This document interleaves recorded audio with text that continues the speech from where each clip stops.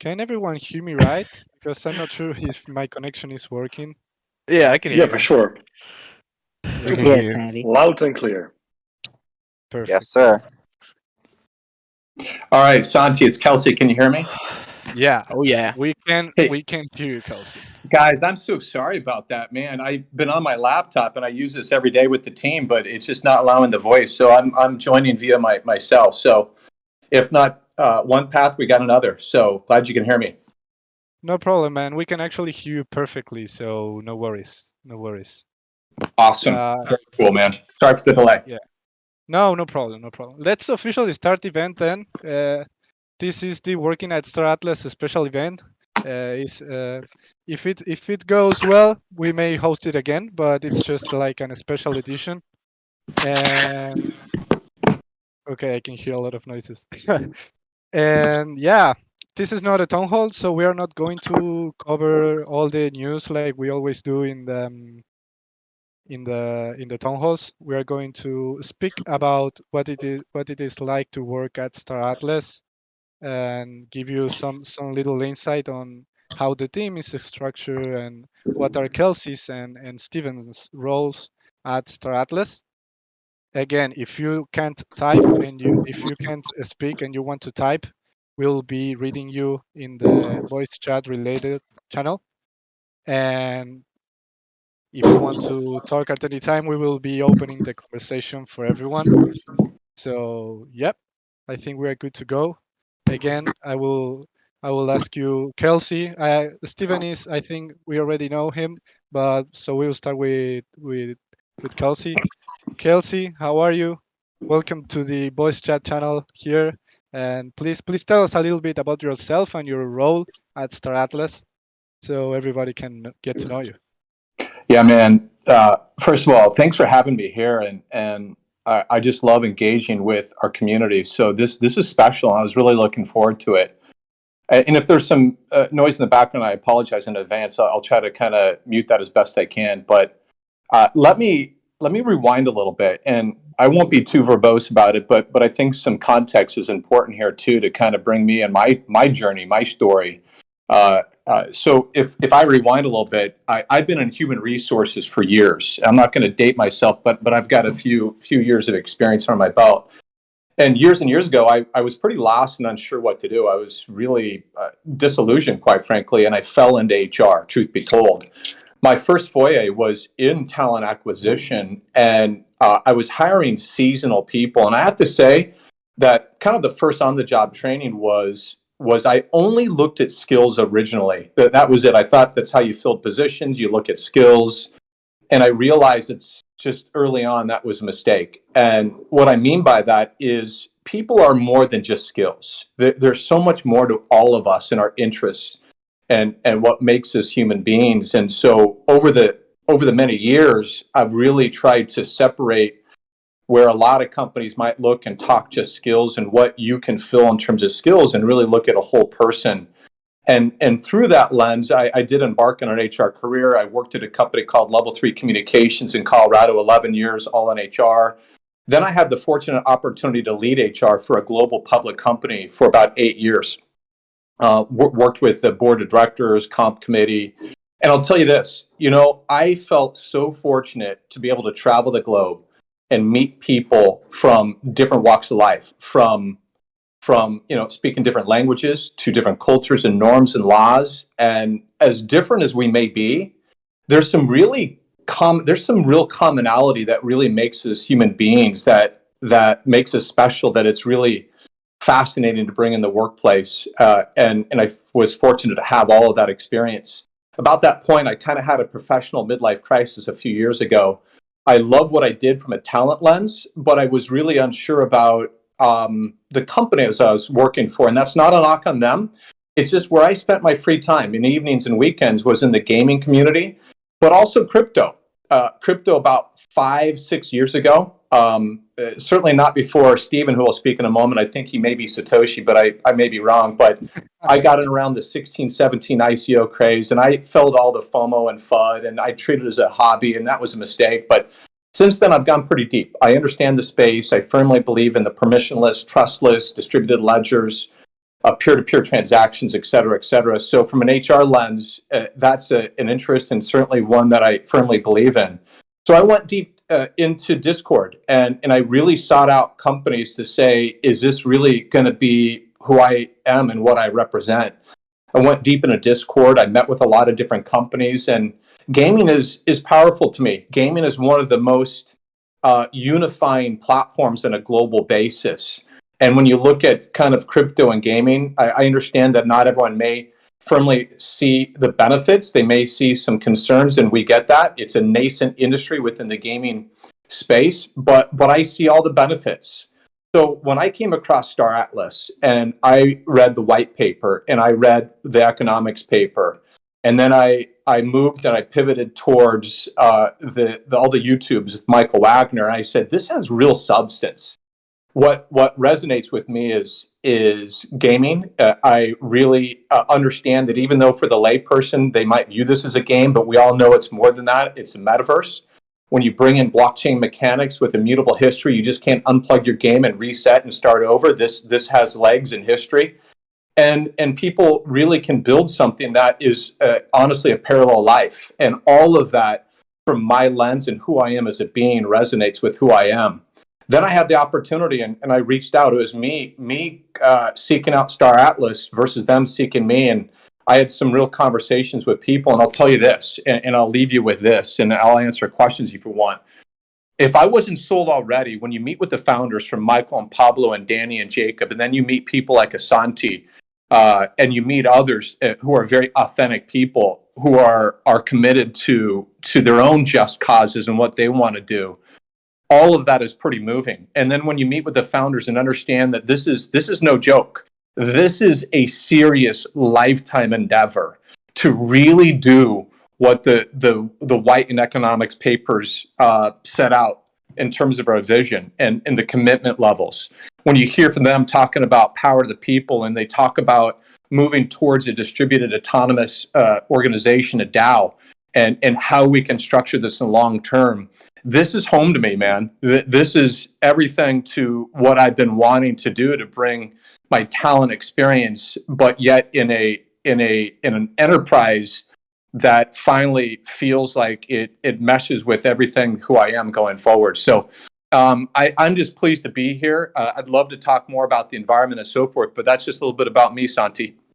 Thank you, man. Thank you for sharing all this. We can really, let me tell you that we can really feel the passion, man. We can really feel it.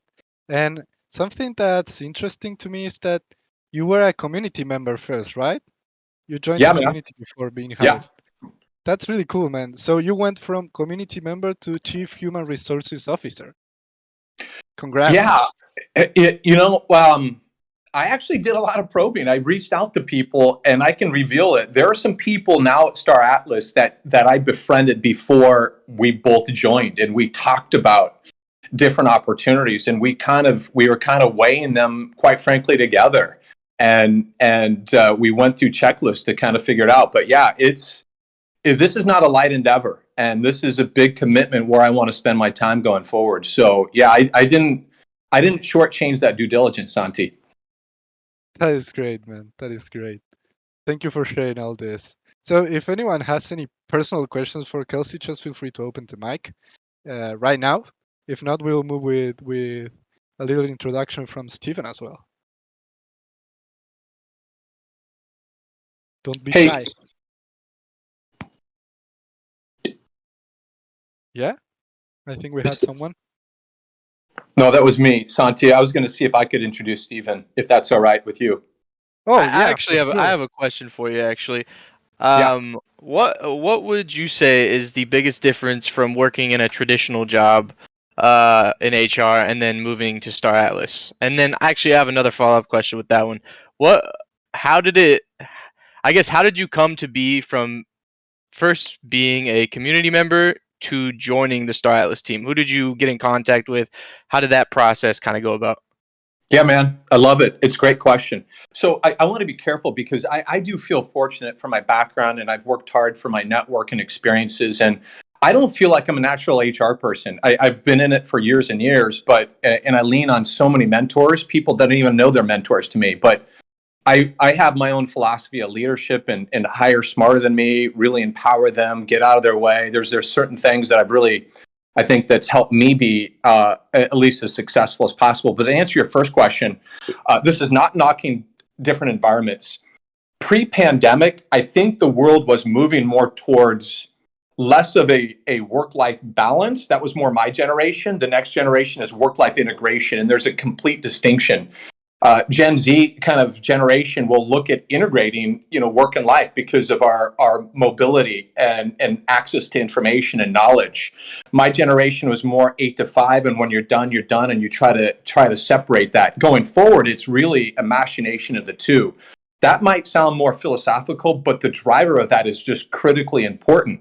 Also, the world keeps getting smaller and smaller based on technology. So when we talk about moving more to a hybrid or even a remote first environment for those companies that can afford it, like manufacturing and hospitality cannot, but there's a ton of jobs that can be remote based, and companies old school still don't do that because they feel like that face-to-face time is more important than allowing a little bit more of that personal freedom to allow people to kind of work when they want and live and operate where they want. So the future of work is moving more towards hybrid and remote, and we need more tools to have that synchronous communication to make sure everyone's aligned. But the pandemic wasn't the driver of it, but the pandemic's been a major catalyst of that. So going forward, you're going to see less kind of required times, and it's going to be based more on deliverables, and you're going to have more tools to really track your deliverables and communication on those deliverables going forward, so you can kind of work on those that work better in your what works best for you.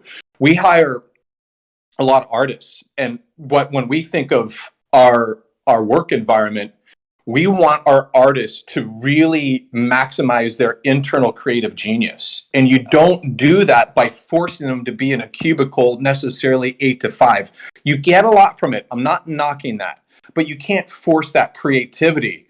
If we have a creative artist that wants to go 20 hours straight with headphones on, pumping their music, and they're pumping out their best work, and they want to go dark for 20 hours, that's the freedom, which is, by the way, one of our company values that really kind of fosters that, as long as we have clear deliverables to be able to achieve those things. So that's a long answer, but gives you one example. And to your second question, when I was doing my due diligence and I was in touch with about 5 or 7, 8 different companies, Star Atlas, I was on their Discord, and I usually go dark. I read a lot of comments, and Michael was out there talking about positions, and I sent a note and said, "Hey, you're looking for HR?" And he came back and said, "Yes." And I said, "I'll DM you." And then the next day he said we had a Zoom call, and that 30-minute Zoom call went 2 hours talking talent, talking about our belief systems, talking about things like that. So it was a great conversation. Thank you so much. Yeah, man, I love it. Thanks for asking. Thank you, Kelsey. Thank you for sharing all your thoughts, man. I love it for real. And you can introduce Steven. I will let you introduce Steven. I think it's great. I want to, because I hold both of you, Santi and Steven, who are really talking here, are fantastic, and they're certainly great examples of the type of kind of personalities, that whole person I referenced, but also how we vibe, how we kind of operate and work together. Santi, I think the world of you, and I can speak very highly, but I think the community knows you well. Steven, he spoke on a recent town hall.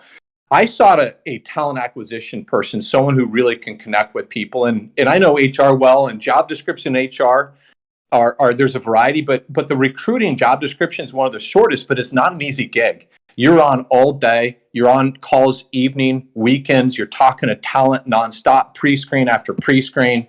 When I got to know Steven, his actual experience in recruiting isn't as direct as you might think, but the guy is authentic and as genuine as they come. He doesn't feign something other than himself. He's been an entrepreneur, so I know he's been a little bit of a risk taker, but he was also vulnerable, very vulnerable about what worked and what didn't. I didn't have to challenge him on that. And I love that we could immediately develop trust. He He understands that we're stronger as a team than added up individually. So there was no ego present with him, and he also, from me and my lens, having kind of that first introduction to a lot of potential candidates. I think he's one of the best at really kind of sharing what the internal vibe's like in conversations.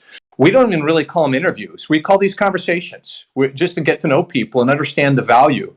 And if we interview you just on skills in the near term, we're missing out on the ability to lift and shift and possibly have people perform different roles and functions. So Steven is, man, he's my partner in crime on an everyday basis. And he's a great example of that. So it's a bit, again, long-winded, but Steven, I'll turn to you, my friend. So the floor is yours. No, man. Well, first off, thank you for that introduction. It's weird to hear, because definitely honored to be here, talking to you guys and working with you. Truly is, Kelsey. Like every day, I wake up and you know those jobs, guys, where like you don't like it because you don't like the people who you're working with. Like you like the gig, right? But like there's people who you're just like, oh, I hate that guy. Like or maybe they hate you, right? Um, there's none of that here. It's wildly unique in that sense where I love everybody that I work with. I wake up looking forward to communicating and collaborating with the team and Kelsey. It's really really great to work with you and be your partner in crime to, basically build out a rock star team here, right? And that's what we're doing. That's what we're doing. So I'm really glad to be here. Thanks, Santi, for hosting this. Yeah, man, sure, sure, and thank you for joining us. So the question will be like, can you give us a brief introduction about yourself and what you did in the past, and what is your role at Star Atlas now? Yeah, man. Geez, I done a lot of things across the table since I was a very young kid. I started my first company when I was 16. I was homeschooled, by the way, all my life. And from what I think, that really instilled in me is kind of like this self-discipline. When your mom is your teacher and your dad's the principal, like there isn't this person every single day that's like telling you have to turn in your homework, right? You had due dates maybe once a week, and then you create your schedule, you create your discipline to get your shit done. And so I had this already instillment, perhaps, of a heart of an entrepreneur, even when I was in the kindergarten. But I started my first company when I was 16. My friends were like, "Hey, I'm not going to go to college. I'm going to just pursue my career as a musician." And I'm like, "Wow, that's a pretty bold move. I can probably manage you guys and make some introductions into the music industry." I knew maybe like 2 people, but I ended up doing that. And the first band that I managed ended up getting pretty big. They ended up getting signed. And all of a sudden, a bunch of people were asking if I can manage them. And so we created this little artist management company with some cool cats in LA and Orange County. That's where I'm from. Born and raised Los Angeles. It's actually, I tell people this, it's the very, stereotype thing to do. You're not a true LA native unless at one point you're managing a band or if you're in a band. So that's what I did. I did that all throughout university as well. I actually thought I wanted to be a talent agent. I watched maybe too much Entourage and thought that was cool. And I think I thought that I would love it. I ended up working at Creative Artists Agency, which is the biggest talent agency in Hollywood, specifically in their TV lit department. And I fell in love with the space. I just, like I said, I did not like the culture. I didn't like the people who I was interacting with. And um, I was a cinema media arts major in school, so I wanted to express a little bit more creativity. And so I went to the film production creative development side. I went to Fox Searchlight. I loved it. I met amazing businesswomen and businessmen and producers. Like Kelsey has, mentors for a long time. I myself had the opportunity to meet people who have been advisors to me until this day, for the last decade. Um, I had the opportunity to be early employee, the third employee in a new studio, film studio that was being started at that time in 2011 called STX Entertainment. We raised a lot of money. It was my first exposure to the world of private equity and venture capital, and that inspired me right there. I didn't know you can just start a company and raise money and build a team and execute this vision in this type of massive scale. I didn't even know that was possible. So it inspired me. It really inspired that entrepreneurial heart that I already had to want to do something, to want to be a startup guy. And That's well, guys, really that's what cool, I man. did. That's what I You got did. into crypto early as well, right? Yeah, I got into crypto pretty early. It was December 2012. Not quite Satoshi, Kelsey, but I've been involved in quite a lot of projects. I've been in Panama, for the last 7 years. My wife is Panamanian, and so I like to go back and forth between Los Angeles and Panama now quite often.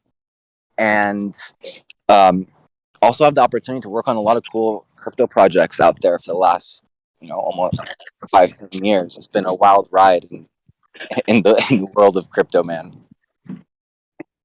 Yeah, man. Yeah. So tell us a little bit about like what you do on a day-to-day basis at Star Atlas.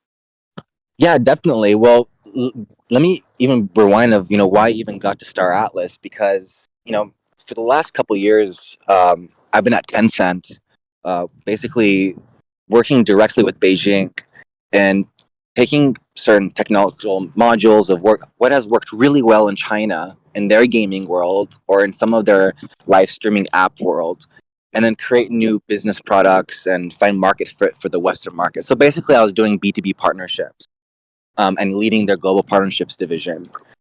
And I learned a lot. That's where I fell in love with gaming, by the way. I was never a gamer. I played here and there. I was more of like, your basic 90s kid who played like N64 and maybe did some like LAN parties with his friends for like birthdays. I wasn't like your typical gamer. But when I started um, understanding the gaming community and how it brings people together, like what Kelsey was saying, there's nothing quite like that. I saw that there's nothing quite like that.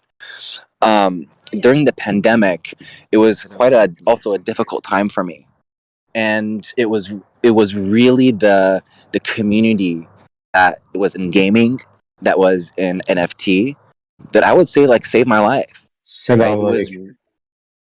It was it really, I can say it honestly to you guys, it saved my life because there were times, as a lot of my friends had times during the pandemic, that it was hard, man.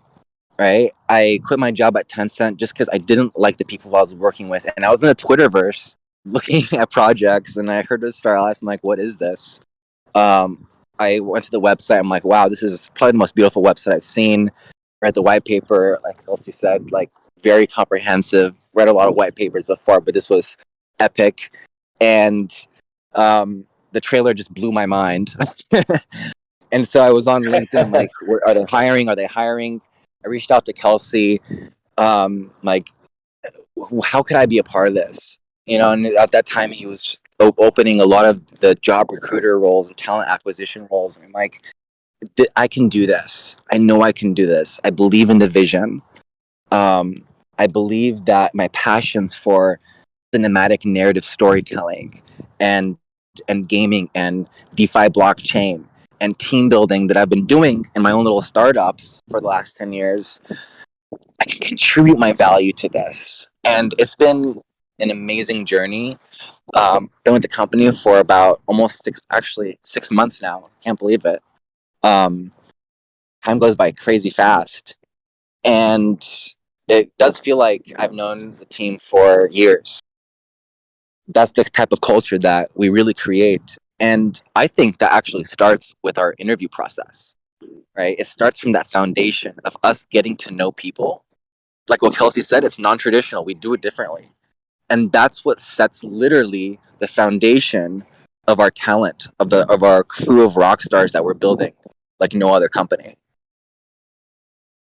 Yeah, definitely. Definitely. So yeah, if you want, you can tell us a little bit like how a job interview works to at Star Atlas. when you apply first, like how Yeah, can you apply to Star Atlas, and then what happens when you jump on an interview with someone from the HR team? for sure. Well, the first thing to do is to reach out to us. You reach out to us just like how you would reach out, like, hey, DM, send us an email on jobs@staratlas.com, and we'll see it. We see every single email that comes through, right? We really take time and we understand people, we learn about who they are. And, you know, we really try, and Kelsey will attest to this, we really try to talk to everybody. We really do. And you know why, Santi? Because you never know where the wizards come out of, right? Some people, they don't have resumes, right? But you get to know them, and they're incredible leaders, and they have incredible value that they can bring to the company, to the organization, to support our team and to help grow it. I can also say that there has been an amazing wave of either retired or active duty military that we'd love to speak to, right? And traditionally, a lot of these individuals perhaps don't have a resume, right? Their resume says U.S. Army or et cetera, et cetera. We'd love to speak to them because the servantless, the servant leadership and the egoless attitudes and the self-starterness and the management skills that a lot of our military have are things you can't put on a resume, right? They're things you don't put on your LinkedIn, and Yeah. they just happen to be some of the most valuable things that an organization and a company like Star Atlas can have. Yeah. Hey, I'm going to jump in and add to what Steven's saying, if I may, real quick. All that's good, and I'm gonna just take 2 minutes to explain a little bit of what we're doing behind the scenes, because Steven's spot on about reaching out to us. If you go to our teams page, you scroll to the bottom, you'll see a couple positions that have been there for a long time. I'm not going to bore you with a bunch of HR speak, but I've been through this quite extensively. That's called an applicant tracking system, and we've been through a pretty exhaustive process to evaluate different ATSs. We've also been looking at various HRIS or HCM systems that we can scale internationally with, and so we're creating a project in the company to finalize and integrate an ATS and create a different careers website. In the meantime, the best way is at the jobs at staratlas.com and just reach out to us. But at some point, we're going to be able to publish and highlight all of those careers on that page going forward. But even with them out there, those are going to be the current jobs. And we know that to be nimble and agile with their industry, these are going to change in time. If I took one more moment in the space, is how those positions get there is it's through what's called an org design or an OD process. HR generally leads. And we're going through that internally right now, is really looking at our organization, and you break down work roles and you talk about the positions, and we try to forecast what the talent roadmap would be like per quarter, Q1, 2, 3, 4. And so we're going to get ahead of this because we know that at this point, it's a little bit challenging to see what may be desirable right now. But it's going to take another few weeks before all that's up to date with a pretty cool career site with a ATS landing page, et cetera, et cetera. So that's all forthcoming. But there's several other things that we're doing that I can dive into that's helping mature our talent processes, as Steven's still on the front line talking to people. But we will make this easier for people in a very short period of time in Q1 this year. Can I jump in and ask a question? Yeah, sure. Sure. I don't know if this should go to either Kelsey or Steven, but I just had a question about just kind of like the general knowledge of the employees. So I was wondering, what do you personally believe someone must know to do this job well? Like, I understand there are different positions that require different backgrounds, but is there like an overarching factor that you believe everyone should know or should understand by working at Star Atlas? I think Steven and I can both take a stab at this. Steven, I can maybe go first, and you can fill in a little bit. Yeah, at first. It's a great question. So, when I first spoke at the top of the hour, and one of the first on the job training I shared is skills alone, I don't think makes the most well rounded person that you're trying to bring on board. Some of the things that we look for, yeah, granted, we need to make sure that there are skills that generate value for the company. But let me share some other things. Our company values are community, innovation, and freedom. We're dissecting those and really talking about what that means, how to integrate those in our talent acquisition process. What does it look like internally?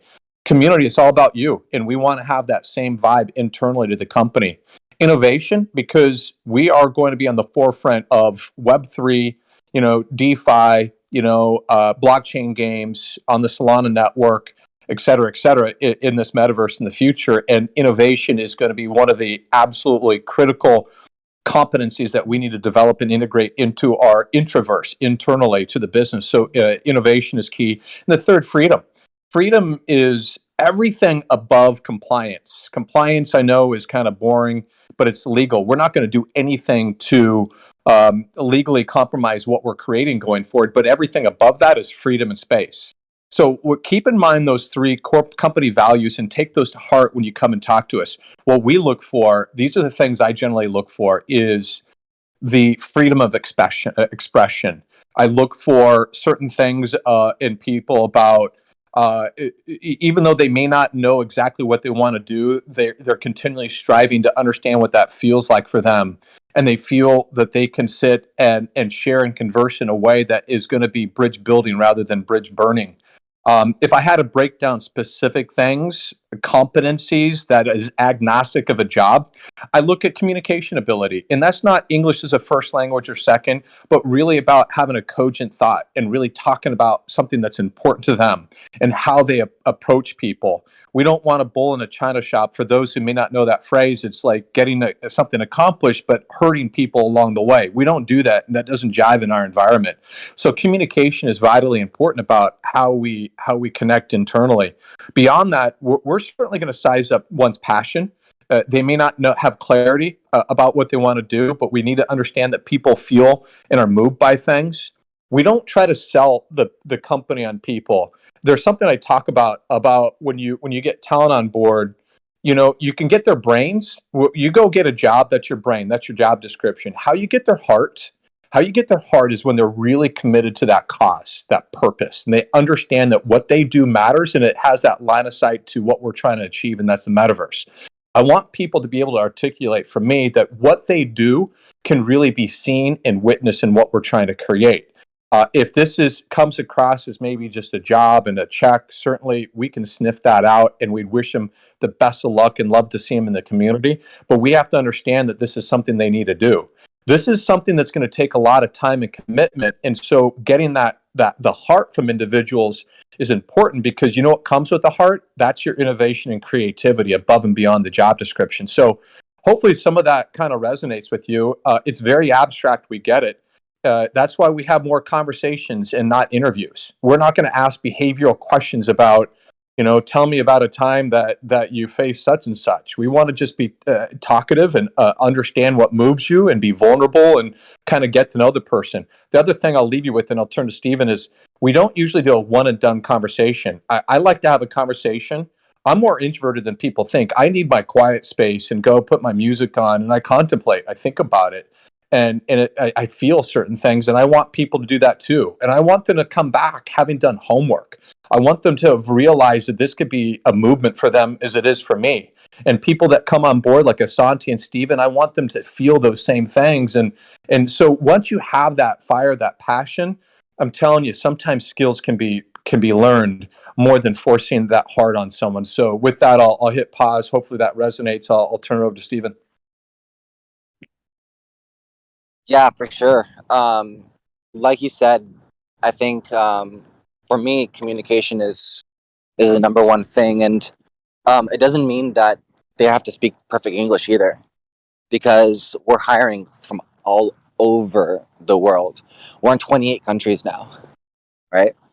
And when I say we're in 28 countries, our workforce, we have individuals that are literally all over the world. And what I think is really special about that is, we're able to exercise how our culture of freedom is implemented in how we actually build out the strategy and building our talent workforce. And so for me, communication is important. I also want to point out that everything we're doing is not even cutting edge, it's bleeding edge, right?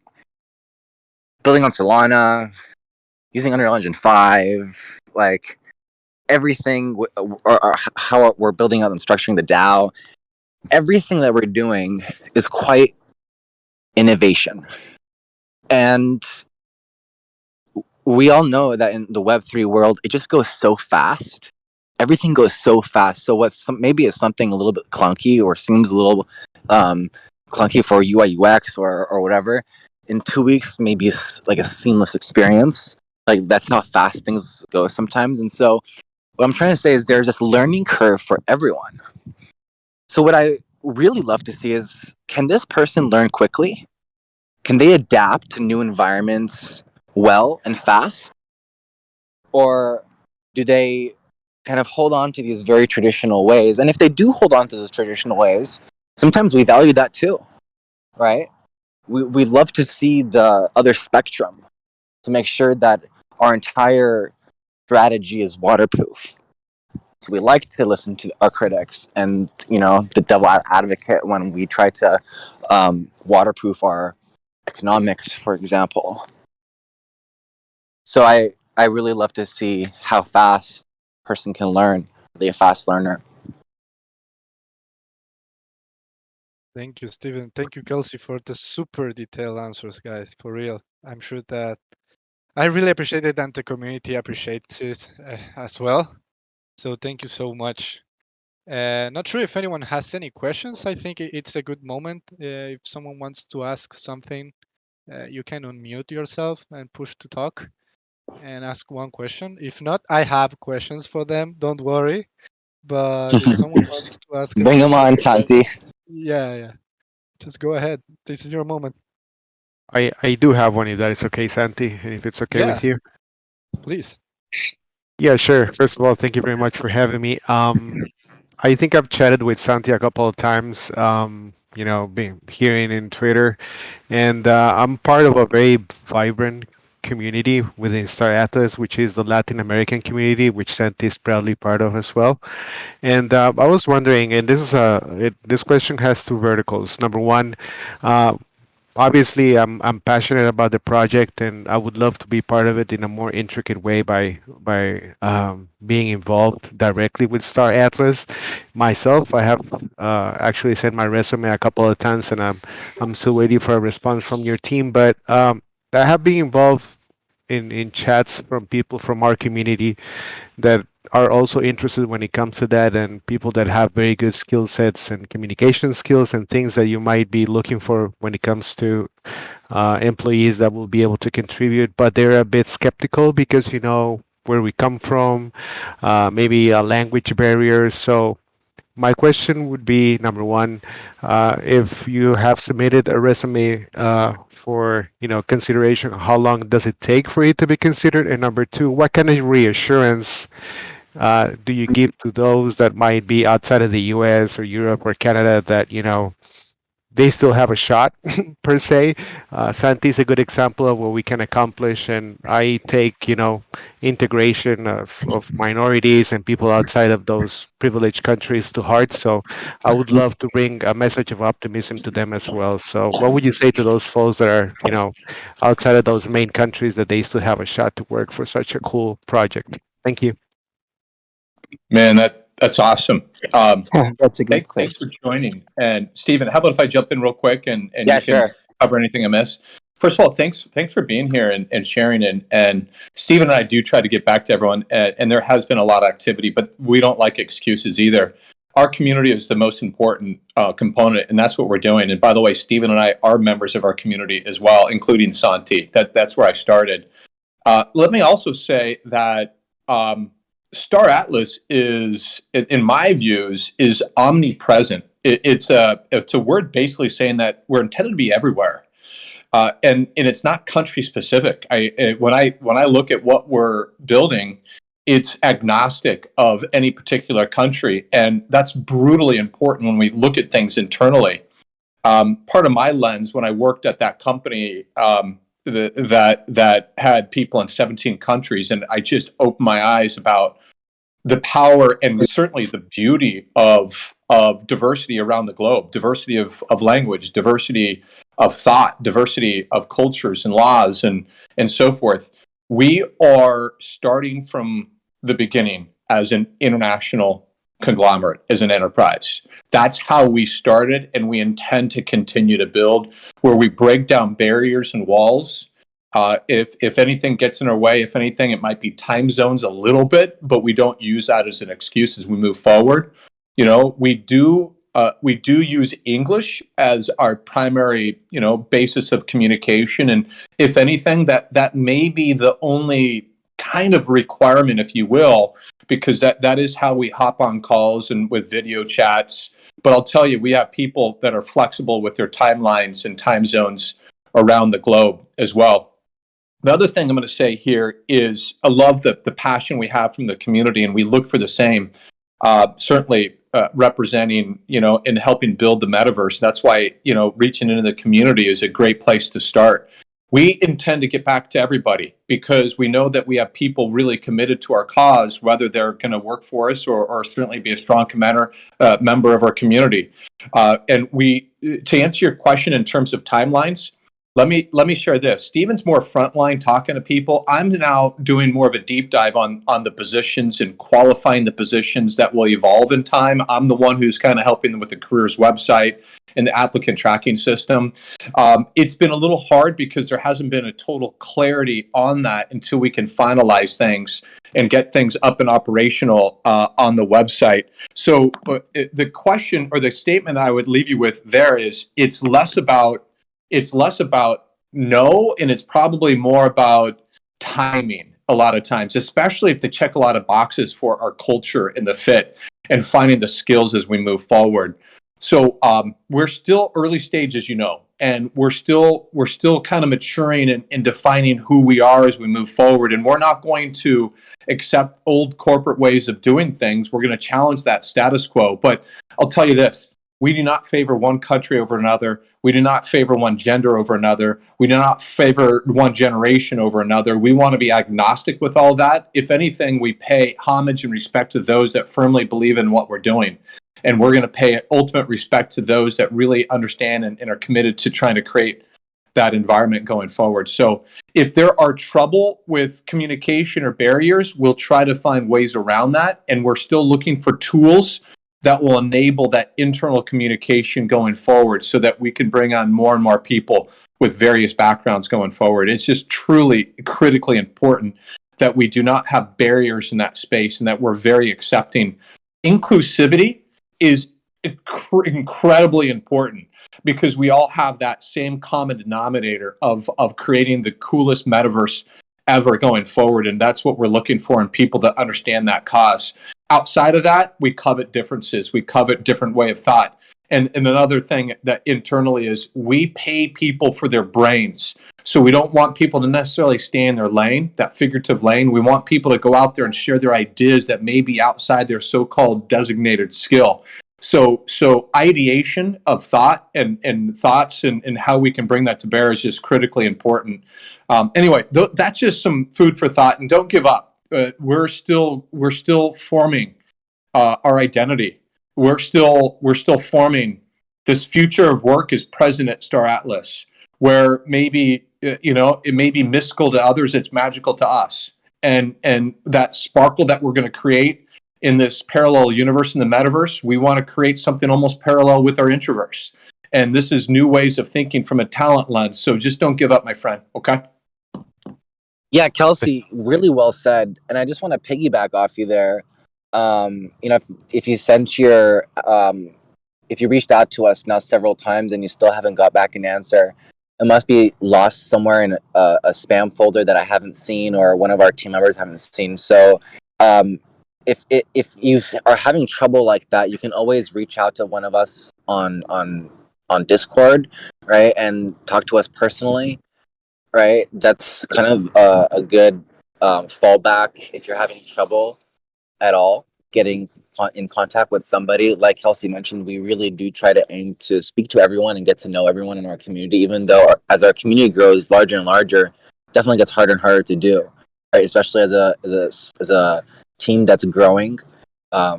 And even in our HR and talent acquisition team, we're growing ourselves.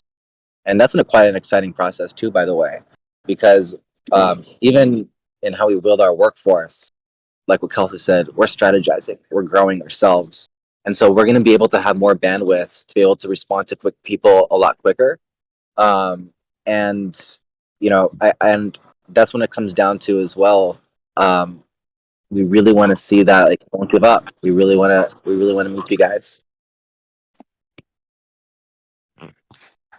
Okay, I've got a Can I ask a question? Yeah. Hey, Of course. thanks. So whenever I can get on these conversations, I just love them. So thank you for spending the time on doing these. That's number one. Number two being, could you kind of give us a idea or context around like the segment? I mean, obviously this is a growing kind of thing, and I'm sure you guys have thoughts about all kinds of jobs for all kinds of roles, all departments. But for this phase of what you guys are doing, is there a segment that you guys are focusing on, as in, technical or community development or art or whatever else there may be, HR? Because if you're talking about 28 countries, I imagine you're going to need people processing some of these things. Uh, any thoughts on that? Yeah, can you hear me? Yeah, we can. Okay.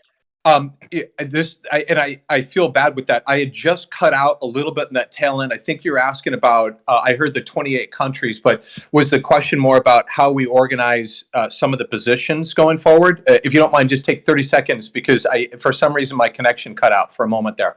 Sure, no problem.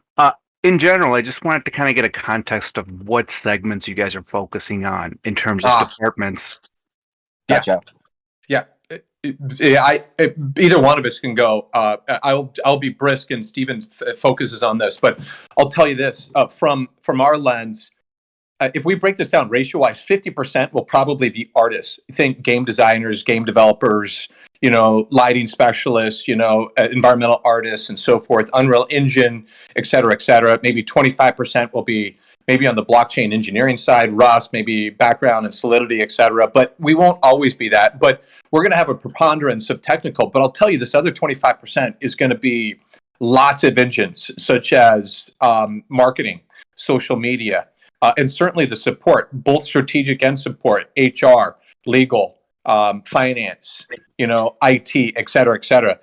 We're developing everything internally that we feel confident we can grow and scale and achieve what we're trying to build. But those are and we do have functions that cover those right now. But we're breaking down some barriers that it's not all vertical. We're looking at horizontal movement and growth, and how do we have more of a 3D lens instead of a vertical lens? But let me hit pause, and I'll turn to Steven if he wants to expand on that.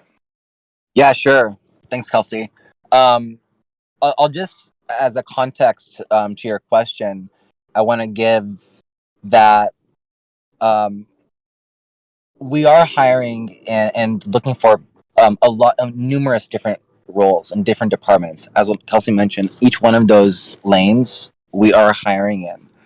But a part of what Santi mentioned of wanting to do this conversation on the voice chat as opposed to our amphitheater is that we wanted to really talk to the community, right, and get a little more personal with you guys. Maybe not so much what we do on a town hall, and maybe go a little bit deeper, And so let me do that right now and go a little deeper and share with you guys maybe some of my top priorities of actual roles that we really have an initiative looking at talent in these lanes. And so the first part is in our RevOps, we're expanding our partnerships team. as you guys can imagine, we're getting hit up from a lot of different brands, a lot of different companies wanting to create partnerships.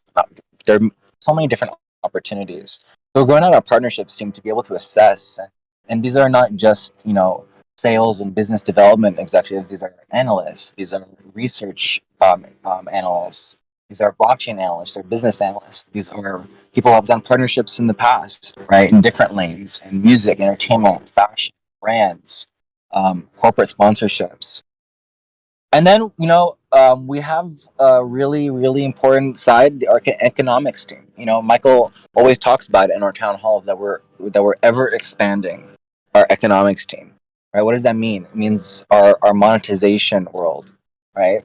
Our tokenomics world, our token economy world. Someone who's just really good in DeFi, understands the landscape, understands the cryptocurrency world from an economic standpoint. Um, and then we also have, of course, and this is part of working, collaborating with our product team, is our actual game. Right? This is another massive department that we're going to be building out. And these are some of our initiatives. We do have a couple other ones, right? Digital marketing is something that we're really expanding on right now. And that includes growth engineers. That includes social media managers. It includes content producers. It includes content writers. By the way, we love hiring from our community. There's nothing better, and we're doing that right now. We're in the process of sending more offers out this week to our community, and we're really excited about it. You guys will see more and more announcements. Oh, this community member is we're bringing him on to the crew, we're bringing her on to the crew. It's a wonderful feeling because there's no one better than our own community members that have invested their time and invested their passions into this vision, who understand it the most. Um, those We want to tap into that energy, right? We want to tap into like how can you guys bring value into your passions of your life to this company. Thanks for sharing all the insights, Thank you, Steven. Steve. Yeah, thanks for the questions. These are awesome. Yeah, I have one job description here that the RevOps team sent me. If someone is interested, please apply, because they told me that we are really looking for this position, and it is the digital ad campaign coordinator. It will be digital advertising campaign coordinator. He will be tasked with implementing the digital campaign manager's marketing plan with special attention on Asia. So if you want to apply, just feel free to send your resume for this position at jobs@staratlas.com. And I have more questions for you, Steven. I know that you are kind of against the clock right now. How are you with time right now? We're all right, Santi. We're all right. Okay, we're all right. I have a question from the community that was asked on the voice chat related, and I think it's really good. And it is if you get recruited in Star Atlas, are you restricted to be working solely for Star Atlas, or are you allowed to work on another place also? If it is a full-time job, does the wage reflect the wage in the country you live in? Those are both great questions. Let me answer the second one first. As far as your wages reflect upon where your country is, um, in every country, people make different salaries, right? And it also goes with the different economic structures of where they're from. Sometimes it's a matter of their currency, and we want to be able to respect where they're living, and we want to meet where they are, right? It doesn't mean that we're undercompensating. In fact, if we look at our track record, I'm sure Kelsey would agree that, in fact, we overcompensate, regardless of where they're from around the world. And we want to be fair. We want to be also a place where our talent is not being able to worry about, um, oh man, like I don't have money right now to pay for my bills next month. We want them to be having that freedom, as Kelsey mentioned, is one of our tenants, to be able to focus fully on their work when I say focus fully, let me now transition to your first question of whether we're hiring only full-time staff. No, we're not only hiring full-time staff. In fact, that also goes along with how we want to create this boundaryless, this freedom-focused ethos. We do hire some roles that we could hire part-time. There are some other roles, not all of them, that perhaps they could be more on the freelance side. They could work on other projects. But I would say the majority of our roles that we're hiring, we really want their full-time attention. We really want their full-time focus. And it requires that, right? Like you guys know, this project is massive. And in every lane, we have to put our full dedication. By the way, even if it's a part-time, people are putting their full dedication, even if they're not putting those hours. You know, there's no clocking in, as Kelsey mentioned. No one's micromanaging you around your back. Like, are you getting your work done? You're getting work done. Did you work this many hours a week? It's about deliverables, right? And we focus on those deliverables. And so I hope that answers those two questions, Santi. Yeah. Hey, if I can, Kelsey, I don't know if you have anything to. Yeah, no, go ahead. it was spot on, Stephen. I'm just going to add the following that, and this is a space I've spent a lot of time in. There's cost of living and there's cost of wages. Comp experts look at cost of wages. That's what it costs in a certain market. And that's generally what we do. We also, in old school way, was saying, hey, what did you make? And then they just give you a little raise from that. We benchmark based on comp surveys like Radford or World at Work. We'll buy these surveys to get competitive wages. So we know what the markets bear, and we can do that on a global basis. And we actually may go, we know where we market price these positions going forward, but we pay based on the position, not what someone's maybe earned in the past. So I wanted to say that we do have some intelligence and we think about it. We're also maturing this because compensation is certainly base salary, but we have a pretty healthy and we're maturing our incentive compensation program that I won't break down here, but incentives are also important for the company and positions. Lastly, I will also dovetail and say what Steven said, that we don't want to restrict the different worker types. That's employee, contractor, or even vendor. We'll evaluate what might work best. We certainly have certain provisions that we need to protect our IP and confidentiality that we need people to agree to. But we try to be as flexible as possible to be able to meet the needs of whatever position that person might fill. So we're not looking at putting constraints on it, but we certainly need to see what we can to make it work for all parties involved. That's where I get involved. Thanks for the answer, guys. Really appreciate it. And again, I want to ask you, Kelsey, Steven, how are you with time? We are over an hour right now, so just want to check. I can take one more question. Okay, perfect.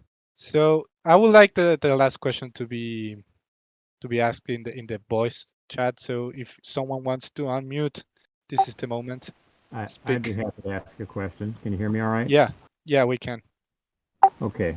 My name's DJ. I go by DJ at the Science Doc. And as a brain doctor, I was very impressed. I agree with Steven. You're on the bleeding edge. That's why I sought out Star Atlas. And Kelsey, thanks for getting back to me. And I think my question for you, Steven, is what's involved in the socializing process that you use there? And then I would like to leave you with a little bit of a vision, if I may, and that is that what you're doing is not only going to be bleeding edge in the gaming universe, but when you apply VR headsets, and we have a new 3D brain mapping system we're developing, when you apply that haptic feedback and everything else that's going to happen in the next few years with the metaverse, you're going to totally change medicine and the way we're able to reach out and influence and provide health in communities all over the world.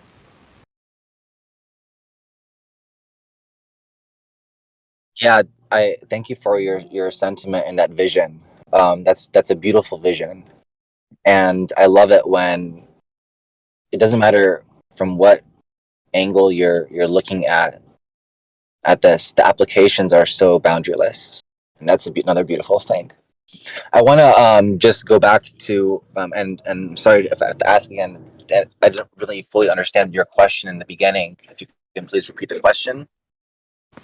Oh, sure. I had some communication with Kelsey around the beginning of the year, and then I was on vacation and you were on vacation, and let's see. And then Kelsey told me there's a process that you guys use called socialization, and I was curious to hear more about how that works. Yeah, let me. First of all, it's great to hear your voice, man. We did exchange some information, and I love what you do, and I love the fact that you see where the future's going in your craft. It's wicked cool. You can't see me. I'm just smiling on my end because it's going to affect all of us in the future. HR, talent, how we communicate, how we live our lives in so many different ways. What's going to be fascinating is we're talking about socialization, and we haven't totally formed it just yet, because the future of the world, as we know, are these kind of the parallel lives, and we're going to see how we're going to be able to communicate and operate in this metaverse. And what's keen to us is to ensure that we can maximize our socialization so that we still get we get our voices heard, but on top of that, we have our feelings felt. We're sentient beings, which means that we're emotional, and we act in certain ways because we feel certain things. Not always, but generally we do. And when we socialize, we're community people. As introverted as I may be, we still need interaction with others. So when I said socialization, this is our HR craft to move forward to say, how do we socialize in this new, more digital space and still feel that connectedness that we're talking about to some degree? It's very opaque. It's very philosophical, but we like to live on the fringes a bit and understand how we can still find what that means. We haven't totally defined what that means. Socialization is a word that's been around forever, but we're trying to understand what does it mean to us in the metaverse going forward. And it's very loose terms, but we're trying to bring that to bear when it comes to talent and so forth. So I'll have to leave it at that for now, but that's really kind of what I was getting at. Hey, Kelsey, if you don't mind me adding on to something there that I Yeah. think is really, really helpful, especially in a lot of the candidates that we receive, is, some of the talent that comes across our emails. They're so talented that they can do numerous things, right? Like they can do monetization, they can do talent, they can also do like content writing, and a part of what I think what is helpful in our socialization strategy is that we have this collaborative energy with the team to say, where's the best place for this guy, or this gal, and that's not one person like me, Steven, or you, Kelsey. That's not two persons role. We need to talk to the function leaders and say, like, hey, do you think this person can support your guys' initiatives in your department right now? That's what that socialization, maybe in more um, um, principle terms, you can think of how we actually execute that. Right on. Thank you. All right. Thanks, guys, again for the answers, and thank you everyone for the questions. And well, we'll let you go, Steven, if you need to jump. Thanks, guys. Yeah, I'm about to hop on a flight back to Panama. By the way, whoever asked about the Latin American community, um, I would say that, man, we are receiving amazing, amazing talent. In fact, we're about to send an offer to someone in Argentina. Um, I've been living in Panama, right, as I mentioned, and we also just hired someone full time in Panama as well. Guys, send your resumes in. Reach out to us. Um, it doesn't matter where you're from. As Kelsey mentioned, of course, like English is our the language that we use to communicate. But regardless of where you're from, really don't discriminate that. And that's a part of our ethos of building a global workforce. Thank you for clarifying that, Steven. And I think that I am kind of the living proof of that, because I have always been living here in Argentina since I started working as Star Atlas and prior. And I have never, for real, never been treated any differently just for being in Argentina. and not even in salary or compensation. So yeah, just go for it, guys, for real. Hey, Santi, if you don't mind me asking, how did you get on board with Star Atlas? Like, how did you find out about it? Sure, yeah, Yeah, Santi, that's a good great one. question. Yeah, yeah. Put up on the That's a spot. great question. No, no, no, no, for real. It's a great question. I have been in crypto full time since 2019, and I started doing the research on Axie and play to earn games in early 2021, and I found Axie a little bit boring for the style, for my gaming style. It's a lot more like uh, FPS, and I needed something with. I prefer something with more quality. And not saying that Axie is bad. Again, I always like to clarify this. Axie is clearly they are the real pioneers, and what they built is awesome. But I just didn't find it good for me. So I thought that there should be something else, something of AAA quality, and that I will enjoy really playing, combined with crypto. So I started doing the research and found Star Atlas, and it was back in February 2021. So it was kind of early in the community. I joined the communities. We had 1,000 people on Telegram, and we had here on Discord probably like 600 people or even less. And I did the research and saw that they had an open position for community manager. So I applied, and I had the calls directly, the interviews with Pablo, Chief Revenue Officer and co-founder at Star Atlas, because in that moment you had the calls directly with the co-founders. There were only, I think, 25, 30 people in the team. So I had 3 calls with Pablo, got hired the day of my birthday, and so far it has been the greatest experience of my life. So that's how Hell I yeah. got into Star I Atlas. believe Yeah. it. We're thankful for having you and all of you who are part of this. I appreciate all of that. Thank We you. love Thank our you so chief much. janitor, Santi. We love you. Thank We you. love you, Santi. Thank you, Kelsey. Thank you. Thank you. Thank you so much. So, Kelsey, how are you with time? Can you like take one more question, or do Yeah, you have man. to leave? Yeah. No, Okay, perfect. whatever. This is. I love this stuff. So whatever you want. Yeah. So let's take one more, Kelsey, and Hey, feel free to can anybody hear anyone. me? Yeah, we Yep, can yep. hear you. Okay. Well, this question was actually for Kelsey, which is he talked about communication, and then he went on to say a lot of other stuff, and I was just wondering, some of these stuff seem like buzzwords, so I was wondering when you say communication, you're talking like Bridgewater style Ray Dalio communication, where it's honest communication, as he would put it. I believe he said radical honesty, where people get to speak what on their minds, or are we talking more like what occurs in most tech companies now, where like in Google as well as Netflix, we have to, in other words, use a certain level of political correctness in our speech. And I just want to know what kind of Oh,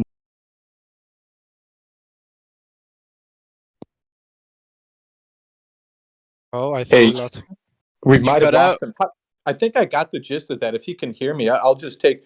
And I think it's great because I think today I have been talking a lot of more philosophy. I don't say fluff, but and I haven't gotten to very specifics. And I'd be happy to dive into them. But let's unpack communication a bit. If I had to break this down, one is be authentic. Number one, be yourself. We want people to have their own thoughts, have their own minds, and share what's on their minds. If we create a culture that, in any way, shape, or form, restricts the thoughts, whatever topic it might be, we feel like we're losing value. And so, when it comes to communication, we want one, be yourself, whatever comes to mind. Number two is if there's concerns about things, we want to hear it and make sure that when you do address it, the only thing we ask is let's make sure that you treat others how you want to be treated. Maybe address it with that person or get me involved a little bit, but we don't penalize in any way, shape, or form when people have some some things they want to understand. Things are moving fast. So also from communication, we don't always get it right. Being vulnerable is in a weird way, a leadership trait that we covet. And when it comes to communication, it's not about being right wins. It's about understanding. One tenet we believe in is clarity. We're constantly trying to provide clarity for our community, clarity for our team members, clarity with our objectives, because things are moving lightning fast. And communication helps drive that. And quite frankly, we don't always get it right. So we need to hear from our team members and community about things that we're needing to provide, and we take all that to heart as we move forward. So if we look at that, I would say those more than anything help kind of drive that. It's not about what language you speak or trying to restrict your style or forcing you to fit in a way that doesn't always fit for us.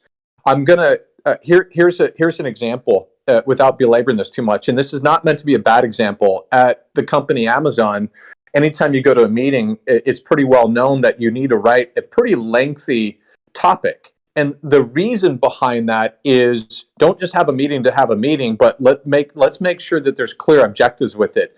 There's unintended consequences with that. And what I mean by that is there's a lot of thoughts that aren't shared because people don't want to go through that dissertation of writing that for that meeting. What we try to create is this form that says, if you feel it's worthy, we'll hear you. We want to understand what you have to say because we don't want to miss out on it. And by the way, from a talent lens, when things are festering underneath the surface and you're not wanting to bring it up, that's not going to go away on its own. And we don't want that for anybody. So hopefully that helps you understand a little bit. I'll tell you this, communication from an HR lens is one of the most important things that you can really kind of help clarify internally what that looks and feels like. And that's why I'm glad you asked that question, because you might have a culture that supports, this sense of fear, right? A fear-based environment. And you're more concerned about how you're going to be perceived rather than getting your point across. And we work extra hard to try to get rid of that so that people feel like they can communicate and share their ideas as they go forward. It's our ideas and our innovation that we feel that's going to propel us forward. And we're going to work hard not to stifle that. And that's all done in that communication lens.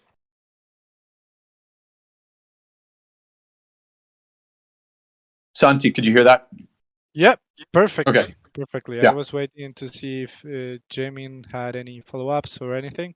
Santi, would you do me a favor? Send me his contact. I want to see if there's anything more I can answer for him if we lost him. Would you do that favor and thank him for me? For sure. I have him. No, I didn't want to interrupt you, and I thought, I had my time. Let me just give the mic to somebody else now. Thanks for asking the question. It's nice to meet you.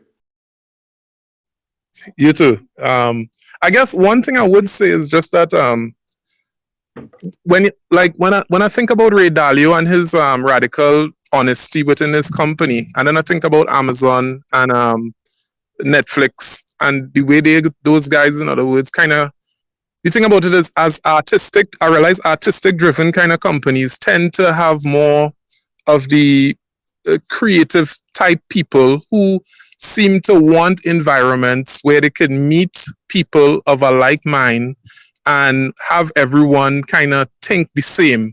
Whereas with Ray Dalio, because he's dealing with finances, they need to have radical honesty because they're dealing with money and they need to make profit. And they can't really allow feelings to give them losses. So we now in this community is kind of like a blending of finance and artistry.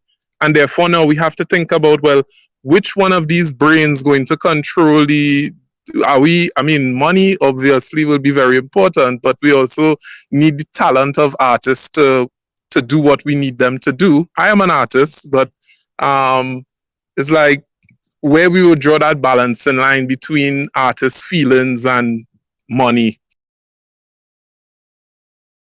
Yeah, it's such an important thing. Culture. We're talking culture here, and I've been focused on culture in companies for a long time. And by the way, culture is not easy. I don't like the phrase culture management because they don't manage culture because it's going to occur whether you manage it or not. It's going to occur. So I like culture aspiration. We have our cultural tenets that inspire us, and we don't want to corral it. We want to make sure that we address it and we can aspire towards them. Those are, as I said, the community, innovation, as well as freedom as we move forward. But you're right. We get to define kind of the culture. Now, the main thing is we don't want to contradict ourselves. Otherwise, it's not authentic. And we want to make sure that we kind of hire people based on that. We can base decisions on that going forward. The other thing, we're still young and we're forming a lot. And we use our core values as we help make these decisions as we go forward. And when we're creating something that's never been created before, we don't want to have the old ways of having a workplace that doesn't seem to complement that. So when we're creating this never been created, broad metaverse with immutable history, with blockchain mechanics, and sizable, significant impact in many ways, visually, from an auditory sense, and certainly from a gameplay and the impact on our lives that it can affect us all the way about it. We don't want to have an old school internal introverse. So we're looking and we're talking about how do we have an internal introverse as expansive and progressive as the metaverse that we intend to create. And creating that culture, we use some of those tenets we talk about, and communication, how we talk to each other, and that vibe and that sincerity that we have, and that sense that you can reach out to anyone at any time. And we're not hung up on titles per se. We're really all kind of moving forward and trying to work towards that vision. But you're right. I will say this: when you hire creative types, what's important to them may be different than maybe a financial planner. And so from my lens, I have to champion it. I don't own it, but I have to champion how do we create this global remote first workplace ecosystem that's going to hopefully be a progressive environment that allows people to be as productive and fulfilled as possible. So HR and talent is still a fairly new profession, 70 years old. And when it first came about, it was how do you force productivity? That's what it was in the 50s and 60s more than anything. HR really wasn't before that. 80s and 90s with Microsoft, Jack Welch, and the ABC model, you started thinking more of fear management, right? And we're going to fire the bottom 10%. That doesn't work anymore, and that's not what we want. We want to, in HR, we're doing two things at all times. We're trying to create an environment that allows people to be as productive as possible. And take this into your own work environments. How can you be as productive as possible? But at the same time, we want people to be as fulfilled as possible. That's the brain and the heart that I'm talking about. And if we solve that equation and we create an environment that allows people to do that, man, you got magic at that point. I love this space because I have certain other beliefs that I'm going to share with you, and then I'll hit pause. But one of my beliefs is you can't motivate anybody. It's impossible. It's only possible for us to feel motivated. I can't go out there and motivate Santi. I can do everything I can, but if he doesn't want to feel motivated, he can't. So my job is to create an environment, and I'm talking culture. That could be communication, and that could be various forms of compensation, and that could be our systems that we use to communicate to each other, and that could be how I equip our people managers to really bring out the best in people. All of that helps shape our culture, but our goal is to create an environment that allows people to be as productive and fulfilled as possible so that we can really maximize this opportunity. But this is stuff for textbooks, and this is where I spend my free time. I geek out on it, and I'm an imperfect person. I know that about myself, so I have to learn from others, and we're just trying to bring to bear what's going to be right for us as we move forward. So perhaps a little too long-winded, I apologize, but it's a fun space for me to play in. Thank you, Kelsey. Yeah, go ahead, friend. I think somebody wanted to talk.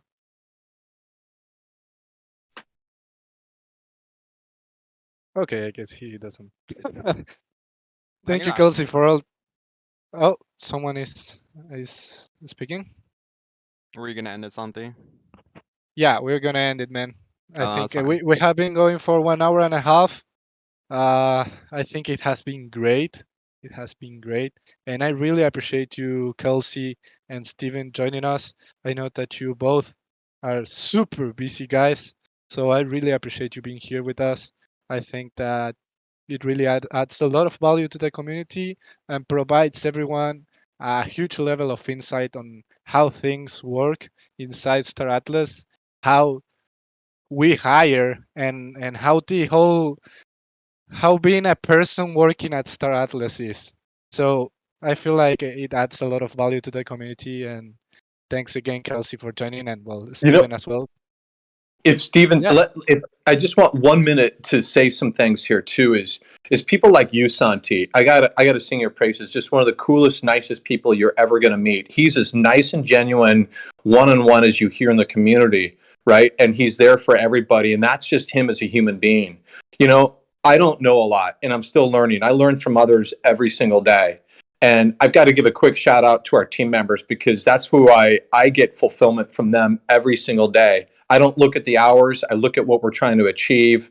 And that's what makes me happy every day in and out. But I also have to turn to our community because I'm a community member first and foremost. And that's where I belong as well with all of you out there because I'm going to be joining in a lot of fun going forward through all of this. I'll leave you with this. We are built on talent and we're built on people. We're built on people with their ideas. And I'm going to work tirelessly to help create a workplace ecosystem that is structured with the systems and the tools and other ways of how we communicate.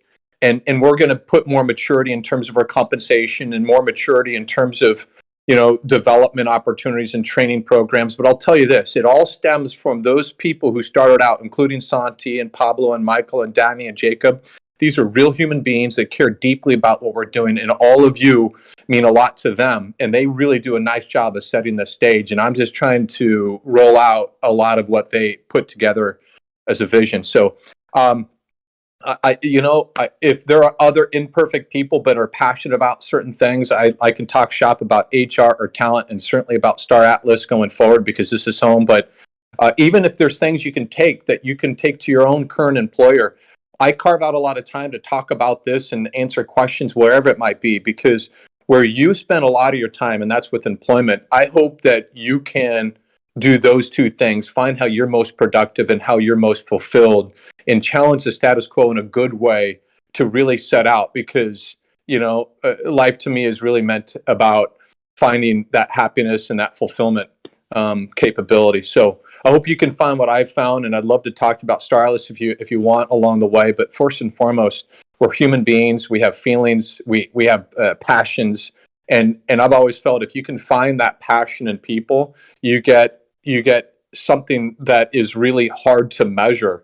And skills, yeah, there are some skills. We had a brain doctor on the phone. That's pretty massive skill. Don't take me wrong there, but there are other skills that you can still learn along the way that we can help train and develop along the way too. But yeah, we do certainly need certain skills, but it's the passion that we look for that we're looking for. So thanks to you, Santi. You're one in a million, seriously, and our team members, anybody listening, but certainly our community. So I'd love to be here. Thanks for the time.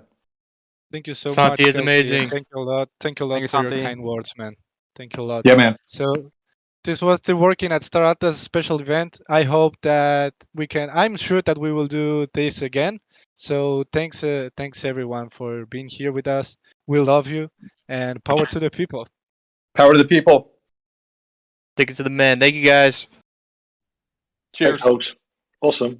Have a good time. Good one. Thank you.